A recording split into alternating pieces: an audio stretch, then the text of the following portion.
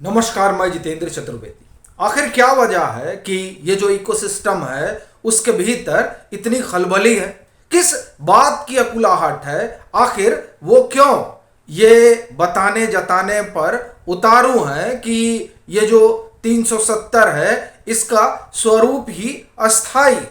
और जब वो यहाँ पर ये बात पाते हैं कि नहीं, थोड़ा कमजोर हो रहे हैं, तब वो इस बात पर आकर खड़े हो जाते हैं कि ये जो प्रक्रिया अपनाई गई उस प्रक्रिया में ही खोट है।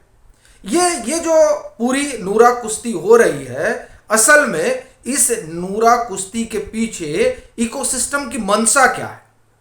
एक तो ये बड़ा सवाल है जिस पर हम लोग बात करेंगे, और बात इस पर भी करेंगे कि जो 370 को लेकर देश की सबसे बड़ी अदालत में सुनवाई चल रही है, जहां पर इस बात को परखा जा रहा है कि जो 370 हटाया गया वो दरअसल संविधान के उन धाराओं के अनुकूल है या नहीं है, जो जिसके तहत तमाम चीजें हुई हैं। वो इसी पर वहां एक तरह से आप कहें कि स्क्रूटनी हो रही है, जिस बाबत 7 रोज की सुनवाई हुई ही 8वें रोज की सुनवाई चल रही है जब हम आपसे बात कर रहे हैं। तो उस पर हम लोग आएंगे और बात इस पर भी करेंगे कि ये जो अकुलाहट है उसके पीछे की मंशा क्या है। लेकिन पहले एक बड़ा रोचक वाकया हुआ उस पर बात कर लेते हैं, वो भी 370 से ही जुड़ा हुआ है। अभी पीछे मुझे लग रहा है ये बात सोमवार की है, जब एक याचिका पहुंचती है सुप्रीम कोर्ट और सीजीआई की बेंच उसे सुनती है, और वो 370 से ही जुड़ा रहता है। उसमें कहा जाता है कि ऐसा है साहब कि ये जो 370 को नलीफाई किया गया है, इसको एक तरीके से आप घोषित कर दीजिए कि ये सब बहुत ठीक हुआ है। ये दरअसल उस याचिका को सुन आप एक तरह से कहें कि सीजीआई एकदम मतलब होता है ना कि ये कैसी याचिका, इस तरह का मतलब ये क्या है। और ये सवाल इसलिए भी उठता है क्योंकि बाकायदे संविधान पीठ बैठी हुई है इस बात के लिए कि 370 को जो नलीफाई किया गया वो संविधान सम्मत है या नहीं। ऐसी स्थिति में इस तरह की याचिका, तो वो कहते हैं कि इस तरह की संवैधानिक घोषणा जो है वो सुप्रीम कोर्ट तो नहीं कर सकता है। हाँ, संविधान पीठ बैठी है, वो देखेगी, और ये कहते हुए उस याचिका की जो गति होनी थी वो हुई। लेकिन एक बड़ा सवाल यहीं से ये उठता है कि 370 एक हुआ, और ये 35A जो है जिसके बारे में बताया ही जाता है कि ये दरअसल एक चिट्ठी के जरिए आया, और जो चीज चिट्ठी के जरिए आया और जुड़ा तो वो जैसे जुड़ा वैसे हटाया भी जा सकता है एक। और दूसरा, 35A विशेष अधिकार देता है वहां के नागरिकों को, कहां के? जम्मू कश्मीर के। लेकिन बड़ी बात यह है कि जो लोग इस बात का दावा करते हैं, और अभी मैं सुन रहा था तो उसमें कुछ एक लोगों का ये मानना है, और वैसे तो ये एक बड़े तबके का ही मानना है कि 370 को नलीफाई करना ठीक नहीं है, उनसे उनका जो विशेषाधिकार है वो छीनना ठीक नहीं है। लेकिन बड़ी बात यह है कि वो जो वहां से विस्थापित हुए, जिसमें कश्मीरी पंडितों का भी मसला है, क्या वो उनको विशेषाधिकार नहीं हासिल था? हासिल तो उनको भी था। तो उनके साथ क्या हुआ और क्यों हुआ? और जब ये जो विशेषाधिकार मिला है, वो पहली बात तो चूंकि आप यूनियन का हिस्सा है तो इस तरह का विशेषाधिकार का क्या ही मतलब है, लेकिन फिर भी दिया गया, तो उनको जब वहां से जाना पड़ा तो उनके विशेषाधिकार का क्या, बात तो इस पर भी होनी चाहिए। खैर, ये तमाम तरह की बहस तो हो ही रही है, लेकिन इस बीच जो 8वें रोज सुनवाई जो चल रही है उसमें कई बातें निकलकर सामने आई। यूं तो आप जान ही रहे हैं कि पीछे 7 रोज इसी बात पर बात चलती रही कि ये अस्थाई है, अस्थाई है, फिर इसको हटाने का जो प्रोसीजर है सही है, गलत है, इस तरह के तमाम सवाल उठते रहे।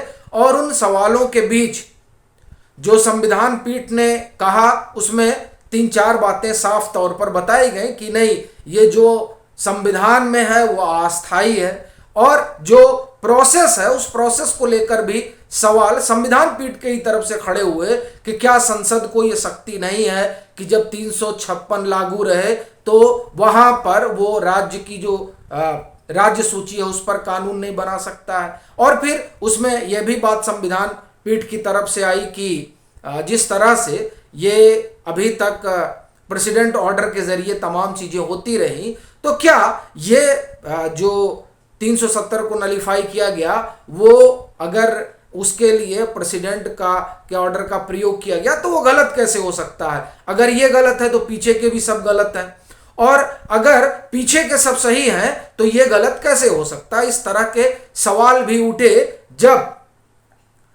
पक्षकारों ने अपने पक्ष रखे, जिसमें दुष्यंत दबे भी हैं, कपिल सिब्बल भी हैं, राजीव धवन भी हैं, गोपाल सुब्रमण्यम भी हैं। ये तमाम लोगों ने जो अपने पक्षकारों का पक्ष रखा, उसमें मोटे तौर पर यही बात इन लोगों ने उकेरी, वो ये कि आप इसे छू नहीं सकते हैं।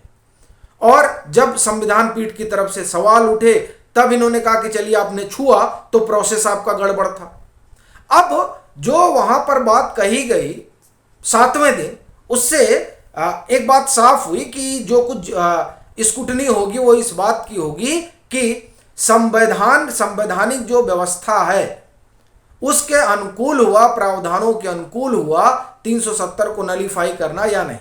अब ये एक चीज, और दूसरा आप कपिल सिब्बल से लेकर और दुष्यंत दवे तक का जो वहां पर आर्गुमेंट रहा उसको सुनिए, तो उस आर्गुमेंट में एक ही बात साफ तौर पर नजर आती है, वो ये कि वो ऐसा बताना चाहते हैं कि दरअसल ये जो डिसीजन हुआ है 370 को नलीफाई करने का, ये डिसीजन पूरी तरह से पॉलिटिकल है। और चूंकि ये जो मौजूदा सत्ताधारी दल है, उस सत्ताधारी दल का ये एजेंडा रहा है, इसलिए उस एजेंडे के तहत इसे इन लोगों ने नलीफाई किया है। इसके अलावा और कोई कारण नहीं है। और इसीलिए इसको नलीफाई करने के लिए इन्होंने आनन फानन बिना संसद को बताए, बिना किसी को सूचित किए अचानक जो है लोग प्रस्ताव ले आते हैं और 2-3 रोज के भीतर उस प्रस्ताव को पास कराकर 370 को नलीफाई करके और फिर उसे यूनियन टेरिटरी बना देते हैं।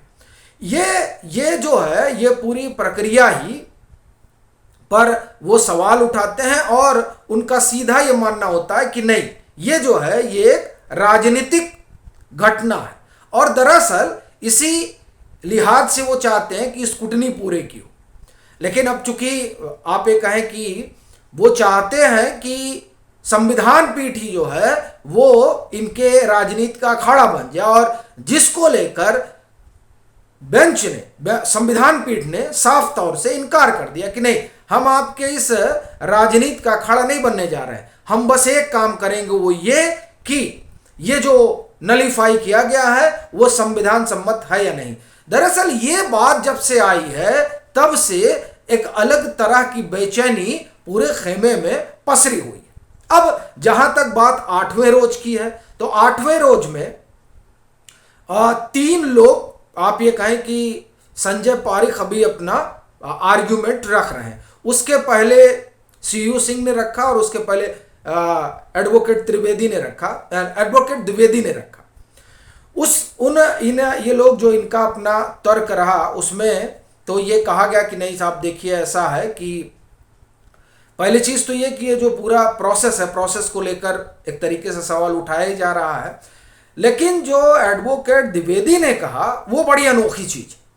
उन्होंने कहा कि देखिए ऐसा है कि संविधान सभा में ही कहा गया था कि ये जो है 370 ये इंटरिम व्यवस्था यानी अंतरिम व्यवस्था, टेम्परेरी भी नहीं, उन्होंने इंटरिम का प्रयोग किया, इंटरिम व्यवस्था है। और वो व्यवस्था दरअसल 370 वाली व्यवस्था है वो संविधान सभा के खत्म होने के साथ खत्म हो गई।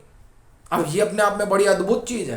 हालांकि फिर इस पर सीजीआई ने कहा, या आप कहें कि संविधान पीठ ने ही कहा कि इसका मतलब ये हुआ कि आप कह रहे हैं कि पहले ही खत्म हो गया, तो अब ये जो पूरा प्रोसेस चल रहा है ये क्या है? सबसे बड़ा सवाल तो यही है। फिर न्यायमूर्ति कौल ने भी कहा कि इसका मतलब ये हुआ कि जो एडवोकेट द्विवेदी कह रहे हैं उस हिसाब से तो लोग ही नहीं समझ पाए कि अभी तक कि दरअसल हुआ क्या है, क्योंकि जब आप ये कह रहे हैं कि ये संविधान सभा 1957 में ख़त्म होने के बाद ही 370 ख़त्म हो गया, तो जाहिर तौर पर फिर इस पर इतना लंबा जो डिबेट चला और फिर तमाम जो है प्रेसिडेंट ऑर्डर हुए, वो कोई समझ ही नहीं पाया कि ये 370 में ही ख़त्म हो गया, 1957 में ही ख़त्म हो गया। और फिर इस पर यह सवाल उठा कि आप जो ये बात कही जा रही है उसके ज़रिए फिर ये कैसे ये देखा जा सकता है कि ये जो संसद की शक्ति है उसका प्रयोग ठीक रहा या नहीं रहा। ये तमाम चीज़ें हुई, लेकिन ये बड़ी चीज़ उन्होंने उठाई और अब इसे लेकर आगे तो आप ये देखें कि बहस और होगी। बाकी लोग अपना पक्ष रख ही रहे हैं, अब फिर दूसरा पक्ष जब आएगा तो और चीज़ें निकल कर सामने आएंगी। लेकिन एक बात तो दिखाई दे रही है कि इकोसिस्टम में खलबली है। बाकी आपकी अपनी क्या राय है ज़रूर साझा करें। मतांतर से नहीं जुड़े हैं तो जुड़ें, वीडियो को लाइक करें और खूब शेयर करें।